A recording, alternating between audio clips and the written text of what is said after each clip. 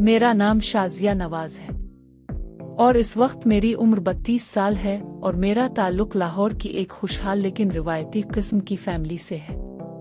मैं 4 भाइयों की इकलौती और सबसे छोटी बहन हूँ। इकलौती होने के जहाँ पर बहुत से फायदे होते हैं, वहाँ एक नुकसान ये भी है कि सारे भाई अपनी इकलौती बहन पर कड़ी निगाह रखते हैं और बेचारी पर बचपन से ही बेजा पाबंदियां लगा दी जाती हैं कि ये करो वो ना करो, फुला घर जाना है और फुला घर की लड़कियों से बिल्कुल दोस्ती नहीं करनी कि उनका चाल चलन दुरुस्त नहीं है। खुद अपने चाल चलन पर कभी तवज्जो नहीं करते, कभी कहते हैं कि चलते हुए उधर इधर नहीं देखना और कभी हुक्म होता है कहीं आते जाते हुए सर से दुपट्टे को उतरने नहीं देना वगैरह वगैरह।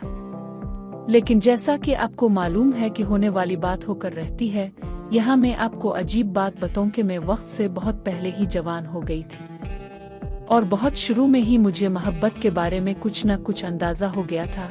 इसकी वजह ये थी कि घर में एक तो सब मर्द ही थे और जो एक औरत थी वो मेरे सबसे बड़े भाई फैज की बीवी थी, जो अपने शौहर के साथ सोती थी, इसलिए मेरा उनके साथ सोना बहुत मुश्किल था। और मिसला ये था कि मुझे अकेले सोते हुए बहुत डर लगता था, इसलिए चारों नाचार मेरे वालिदैन मुझे अपने साथ सुलाते थे। लेकिन वो मुझे अपने साथ पलंग पर नहीं सुलाते थे, बल्कि उन्होंने मेरे सोने के लिए एक छोटी सी चारपाई बनवाई हुई थी जहाँ पर मैं सोती थी, जबकि पलंग पर मेरे वालिदैन सोते थे। कुछ अरसा बाद मेरे वालिदैन ने मुझे एक अलहदा कमरा दे दिया।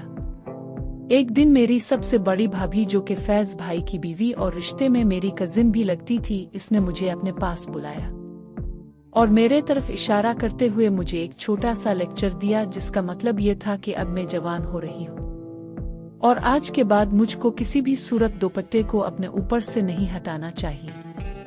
और फिर उसके साथ ही मेरा घर से बाहर निकलना बंद हो गया, वरना इससे पहले मैं मोहल्ले में बगैर रोक टोक फिरा करती थी। मुझे स्कूल छोड़ने का काम अब्बा के जिम्मा था। वो मुझे अपने ऑफिस जाते वक्त स्कूल छोड़ जाते थे, जबकि स्कूल से वापसी पर मैं अपनी सहेली नसरीन के साथ आती थी।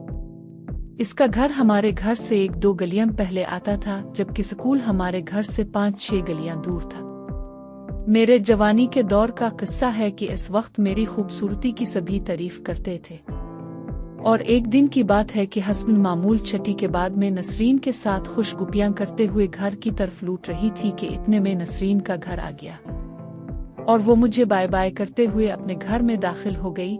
इसके बाद मुझे 2-3 गलियां और क्रॉस करनी थी तो आगे वाली गली में मेरा घर था। जैसे ही नसरीन मुझे बाय बाय करके अपने घर में दाखिल हुई तो एक लड़का तेजी से आगे बढ़ा और मेरे आगे आगे चलना शुरू हो गया। इसने 1-2 दफा मुझसे बात करने की कोशिश भी की, लेकिन मैंने डर के मारे इसकी किसी बात का कोई जवाब न दिया और चुपचाप सर झुकाकर चलती रही। फिर उसके बाद इस लड़के का ये मामूल बन गया था कि जैसे ही नसरीन अपने घर में दाखिल होती, पता नहीं वो लड़का कहाँ से नाजिल हो जाता और मेरे साथ साथ चलने लगता। शुरू में तो मुझे बहुत उलझन हुई, लेकिन इसके बाद में अंदर ही अंदर में इसका इंतजार करने लगी।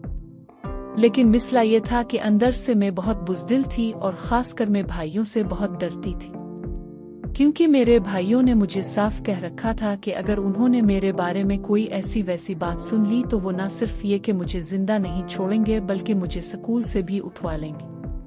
और मुझे पढ़ने का बहुत शौक था और मैं पढ़ना चाहती थी, इसलिए पहले तो मैं इस लड़के को इग्नोर करती रही, लेकिन वो था भी एक ठीक किस्म का आशिक था।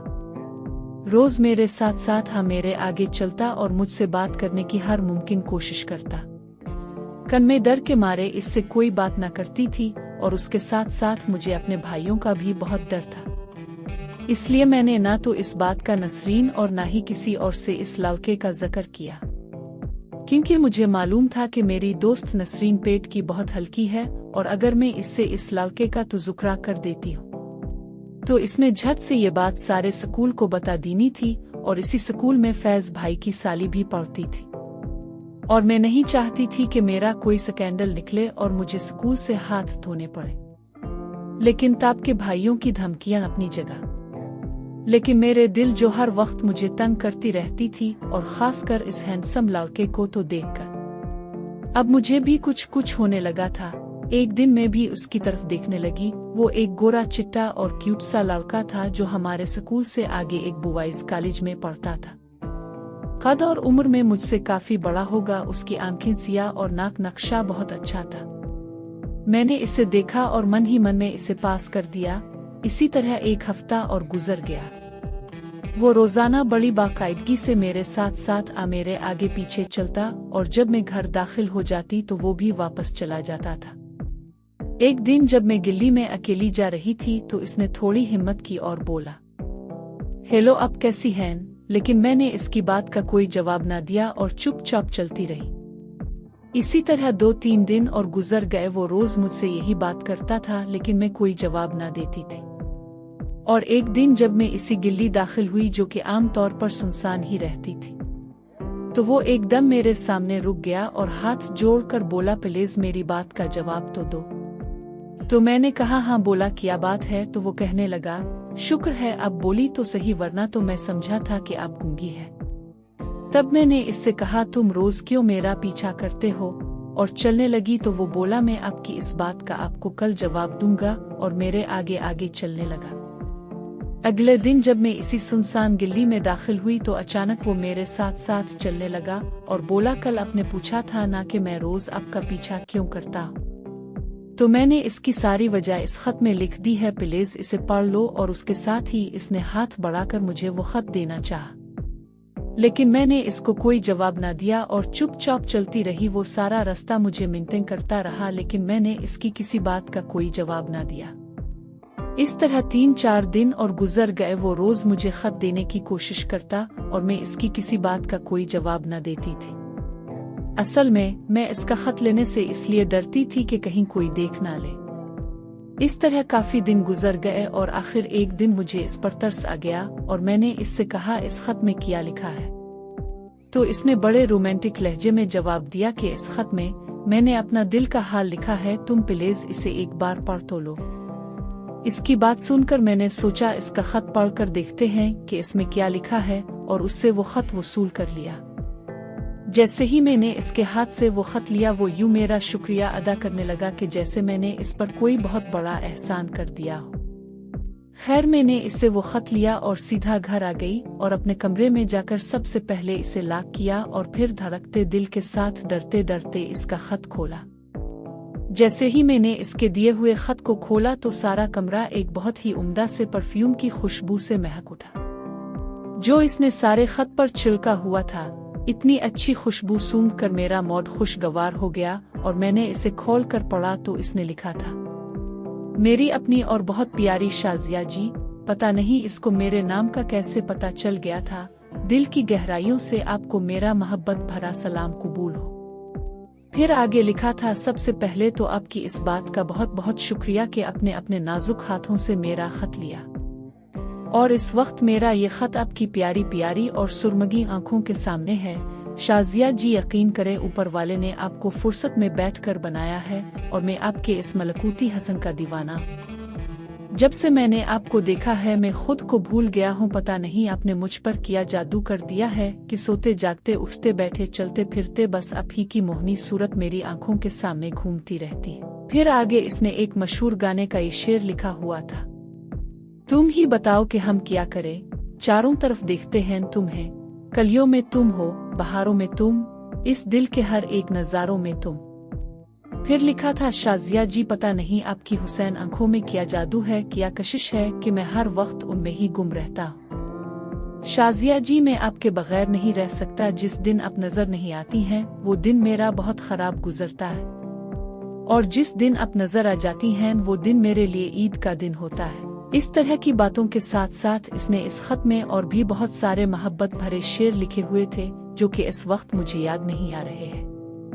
हाँ, उन अशार का मतलब ये था कि वो मुझसे बेहद मोहब्बत करता था और उसके लिए मैं दुनिया की सबसे हुसैन लड़की थी। और हाँ, खत के साइडों पर बड़े बड़े हाशी भी लगे हुए थे और उन हाशियों के एक तरफ तरतीब के साथ बहुत से सुर्ख रंग के दिल बने हुए थे और उन दिलों में तीर खुबे हुए थे, और आखिर में इसने लिखा था, सिर्फ और सिर्फ तुम्हारा अपना समीर। इस समीर नामी लड़के का वो खत 4 सफ़हात पर मुश्तमिल था और उसके हर सफ़े पर मोहब्बत भरे डायलॉग लिखे हुए थे जिनको पढ़कर मैं बड़ी मुतासिर हुई थी। समीर के हाथ का लिखा वो खत मैंने बेशुमार दफा पढ़ा, और जब मुझे वो खत ज़बानी याद हो गया तो मैंने इसे पुर्जा पुर्जा करके फलश में बहा दिया। और फिर सारा दिन समीर के खत के मुंदरजात पर गौर करती रही कि वाकया ही मैं इतनी खूबसूरत हूँ या कि वो ऐसे ही बलफ मार रहा है। इसके साथ ही मैं ड्रेसिंग के सामने स्टूल पर बैठ गई और बड़े गौर से अपना जायजा लेने लगी। इसमें तो कोई शक न था कि मैं एक गोरी चट्टी चमकते हुए रंग और बहुत अच्छे नए नक्श वाली लड़की थी, और जब मैं चलती थी तो बड़े बड़े लोगों के दिल हल जाते थे। और यूं मेरी इस लड़के से कि जिसका नाम समीर था, इससे दोस्ती की इब्तिदा हो गई। और अब तो वो रोज ही मुझे खत देने लगा था, जिसे मैं घर आकर 2-3 दफा पढ़ती थी और फिर इसे फलश में बहा देती थी। पता नहीं वो इतने रोमांटिक अल्फाज कहाँ से ढूंढ कर लिखता था कि जिनको पढ़कर मैं घायल होती जा रही थी।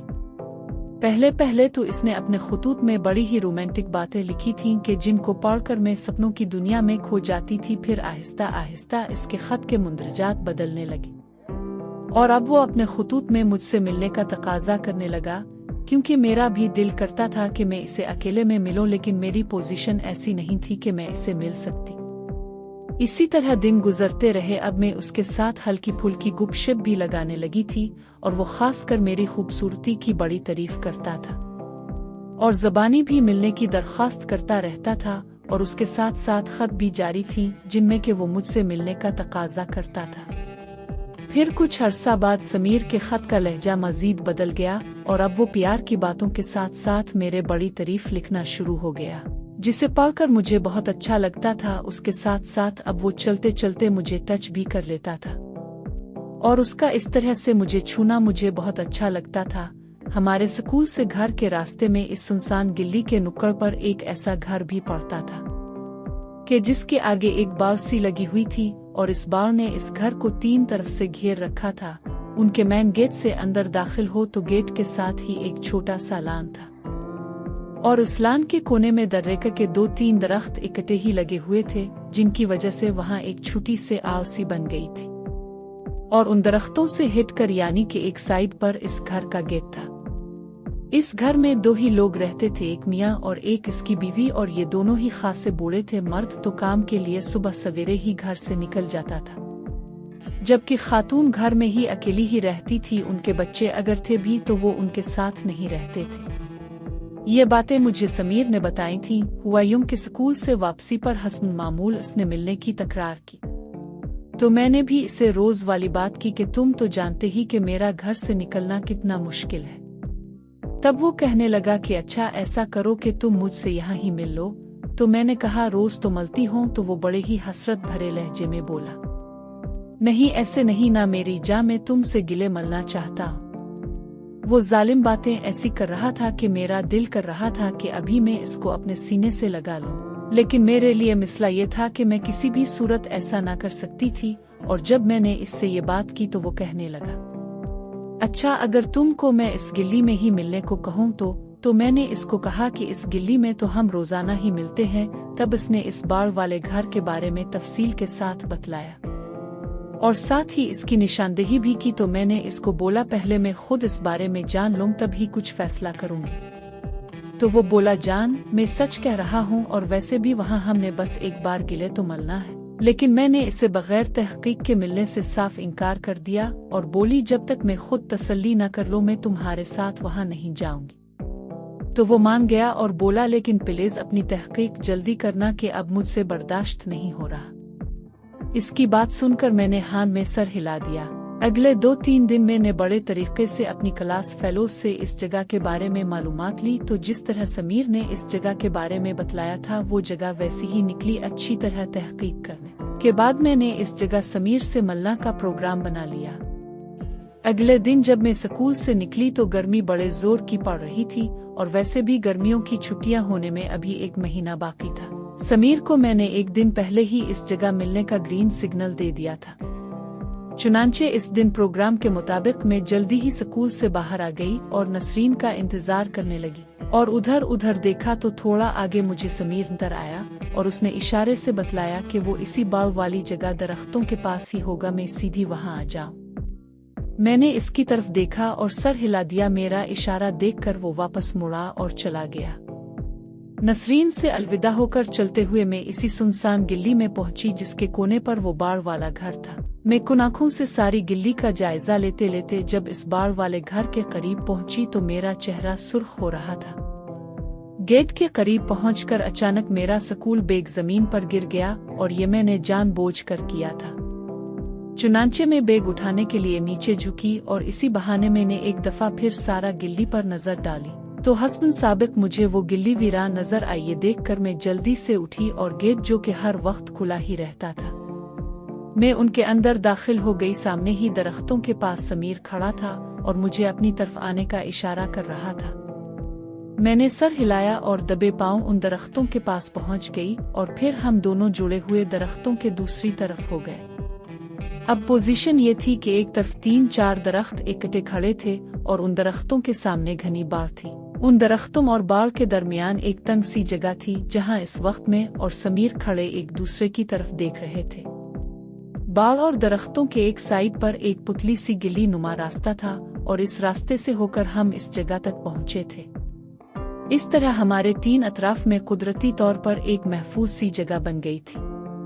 चौथी जगह खाली थी लेकिन वो इतनी तंग थी कि अगर कोई दरख्तों की आड़ में हो जाए तो दूर से कुछ नजर न आता था। वहां पहुंचकर मैंने एक दफा फिर चारों अतराफ का जायजा लिया और फिर मुतमईन हो गई और समीर से पूछा कि इसने ये जगह कैसे ढूंढी।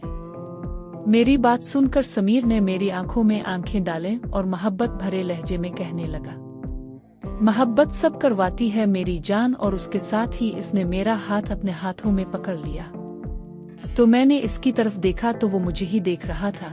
इसे इस तरह जिगरपाश नजरों से देखते हुए देखकर मुझे शर्म आ गई और मैंने अपना सर झुका लिया। मेरी इस अदा पर समीर तो मर ही गया और उसने अपना एक हाथ मेरे मुंह के नीचे रखा और फिर मेरा मुंह ऊपर करके बोला, मेरी तरफ देखो ना मेरी जान। तो मैंने इसको जवाब दिया कि मुझे शर्म आ रही है। तब वो आगे बढ़ा और अपना मुंह मेरे गालों के करीब करके बोला, शाजिया जी अगर इजाजत हो तो मैं आपके शर्म से लाल होते हुए गाल पर एक बोसा दूं।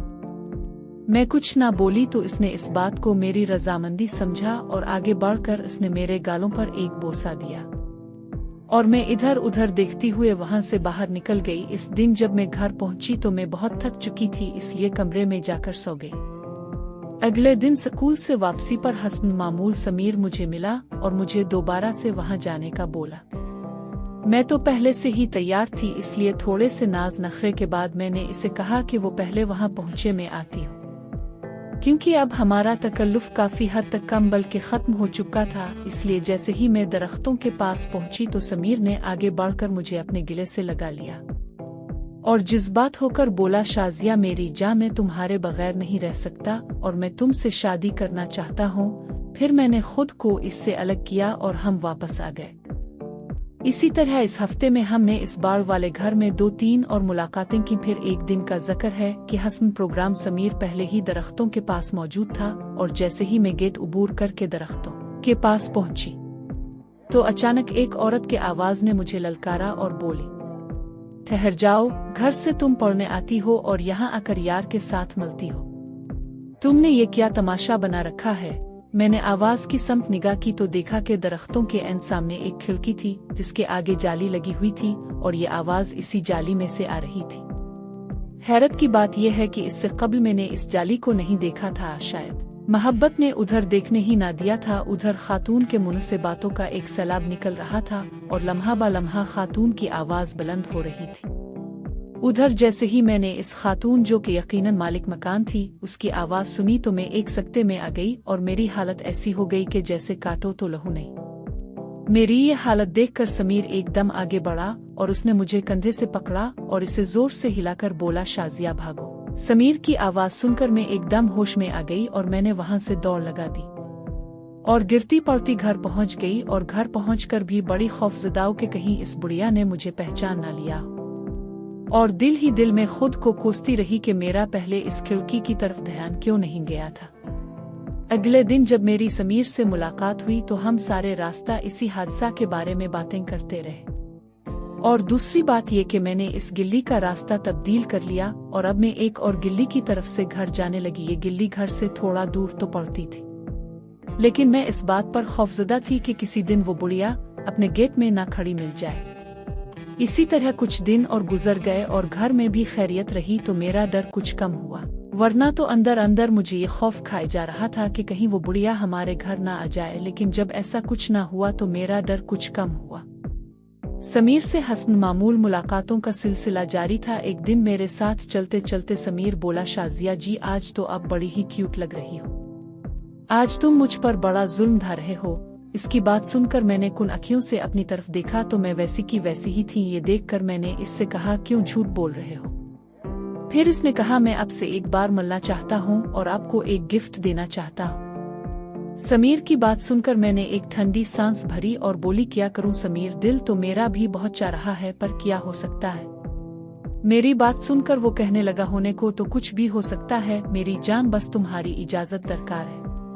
इस पर मैंने इसकी तरफ सवालिया नजरों से देखा और कहा कि मैं तुम्हारा मतलब समझी नहीं। इस पर वो बोला, मेरा एक दोस्त है, वो और उसके सारे घर वाले मरी की सैर को जा रहे हैं और घर की चाबी मेरे हवाले कर गए हैं ताकि पीछे से मैं उनके घर की देखभाल करूं। इसलिए कुछ दिनों के लिए मेरे दोस्त का घर बिल्कुल खाली होगा और अगर आप कहो तो हम वहां मिल सकते हैं।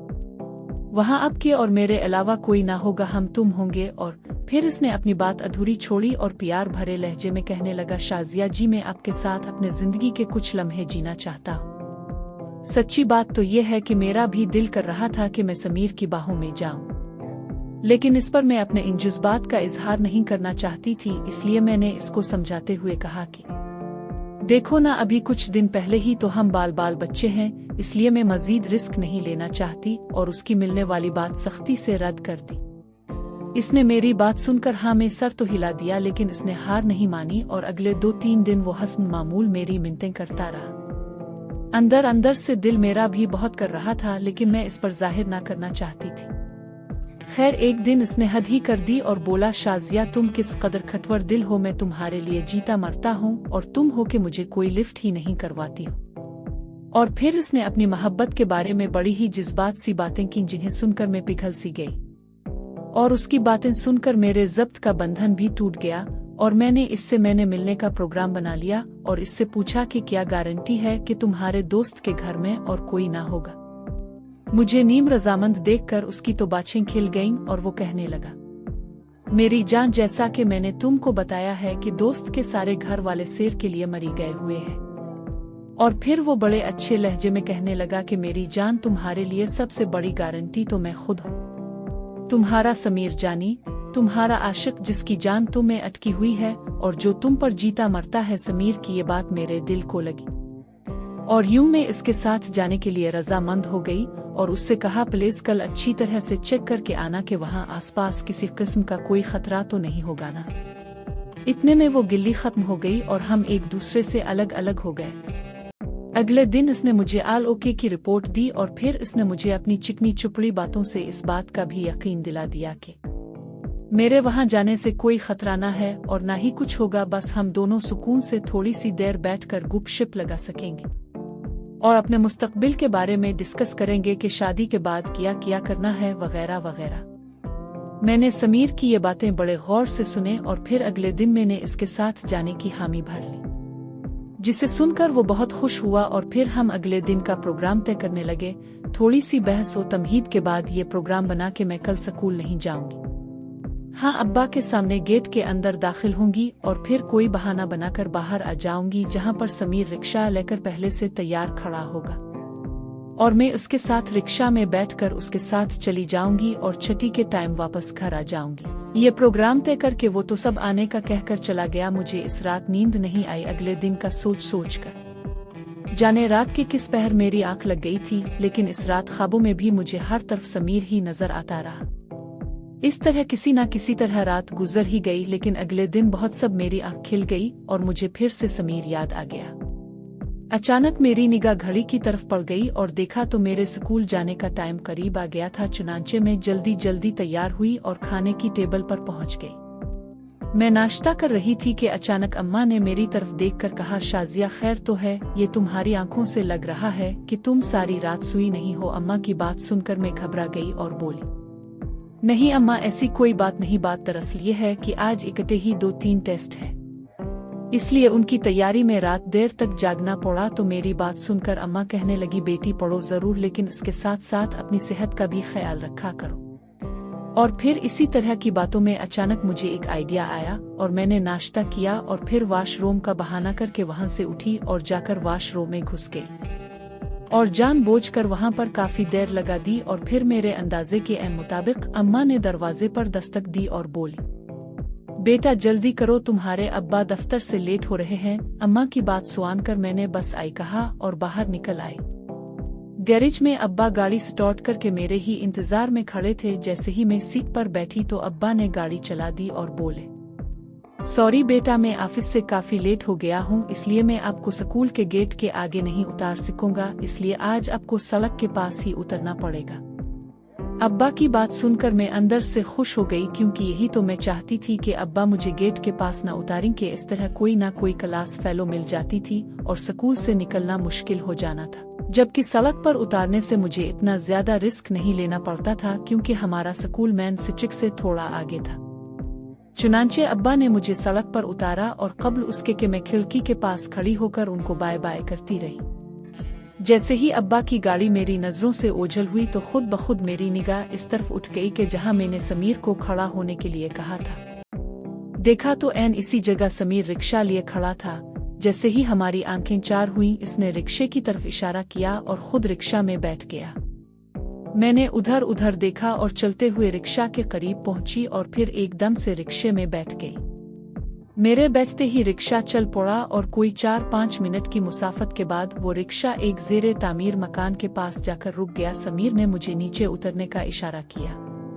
चुनांचे रिक्शा से उतरने से पहले मैंने अपने स्कूल बैग में हाथ डाला और उसमें से एक बड़ी सी चादर निकाली और रिक्शे से निकलने से पहले मैंने इस चादर से खुद को अच्छी तरह न सिर्फ ढांप लिया बल्कि अपने चेहरे को भी छुपा लिया था। ये सब करने के बाद मैं रिक्शा से बाहर आ गई और समीर के पीछे पीछे चल पड़ी और आने वाले वाकयात का तसव्वुर करते हुए मेरा दिल धक धक कर रहा था। 2-3 गलियां घूमने बाद कर समीर थोड़ा रुका और जब मैं इसके करीब पहुंची तो वो कहने लगा, वो सामने सब्ज गेट वाला घर है, मैं जाकर ताला खोलता हूँ, तुम बेधड़क अंदर आ जाना। इसकी बात सुनकर मैंने हाँ में सर हिलाया और वो मेरे आगे तेज तेज चलता हुआ सब्ज गेट वाले मकान के करीब पहुंचकर उसका ताला खोलने लगा। समीर गेट का लॉक खोलकर घर में दाखिल हो गया, जबकि इस वक्त में इससे थोड़े फासले पर थी और धीरे धीरे चलती हुई आ रही थी। इसके साथ साथ मेरा दिल धक धक कर रहा था, डर भी लग रहा था और समीर से मिलना का शौक भी था। मेरा एक दिल कह रहा था कि ये मैं क्या कर रही हूँ, अगर कोई मिसला बन गया तो घर वालों को क्या मुंह दिखाऊंगी। दूसरी तरफ मेरा ज़मीर मुझे मलामत कर रहा था और इस तरह मैं अपने आप से लड़ती हुई सब्ज गेट वाले घर के पास पहुंचकर रुक गई और कुन अखियों से आसपास का जायजा लिया। गिल्ली में दूर दूर तक कोई भी नहीं था। अंदर से मुझे समीर की आवाज सुनाई दी। वो कह रहा था, जल्दी से अंदर आ जाओ, और मैं कुछ हिचकिचाहट के बाद गेट के अंदर दाखिल हो गई। जैसे ही मैं गेट के अंदर दाखिल हुई, समीर ने आगे बढ़कर गेट को बंद कर लिया और लॉक करने के बाद बोला थैंक यू और मुझे अपने गिले से लगा लिया। डरो नहीं मेरी जान, में हूं ना, कुछ नहीं होगा, बस हम थोड़ी बातें करेंगे। समीर की बातें सुनकर और उसके साथ गिले मिलते ही मेरी सारी सोचें दूर हो गईं। लेकिन पता नहीं क्यों एक अनजाना सा खौफ अभी तक मेरे अंदर कुंडली मारे बैठा हुआ था। उधर समीर ने मुझे थोड़ी देर के लिए गिले से लगाया और फिर मेरा हाथ पकड़कर बोला आओ चल, और मुझे लेकर ड्राइंग रूम में आ गया। इस ड्राइंग रूम में वाल टू वाल कालीन था और वो बड़ी अच्छी तरह से सजा हुआ था। समीर ने मुझे एक तरफ सोफे पर बैठने को कहा और खुद मेरे सामने खड़ा होकर बोला क्या पियोगी। तो मैंने उधर उधर देखते हुए कहा कुछ नहीं समीर, और फिर उसकी तरफ देखते हुए बोली पता नहीं क्यों मुझे बड़ा डर लग रहा है। तो वो कहने लगा मेरी जान, डर तुमको इसलिए लग रहा है कि तुमको अभी तक इस बाड़ वाले घर का वाकया नहीं भूला। फिर वो मेरे सामने बैठ गया और बोला बेफिक्र हो जाओ मेरी जान, मेरे होते हुए तुमको डरने की कोई जरूरत नहीं। और फिर वो उठा और ये कहते हुए चला गया कि मैं तुम्हारे लिए कुछ लाता हूँ। और कुछ ही देर बाद वो कोक की 2 बोतलें ले आया। हमने कोक पी और वो मुझसे कहना लगा आओ मैं तुमको ये घर दिखाता हूँ। उसकी बात सुनकर मैं उसके साथ चल पड़ी। घर की गैलरी से होते हुए वो मुझे लेकर एक कमरे में चला गया।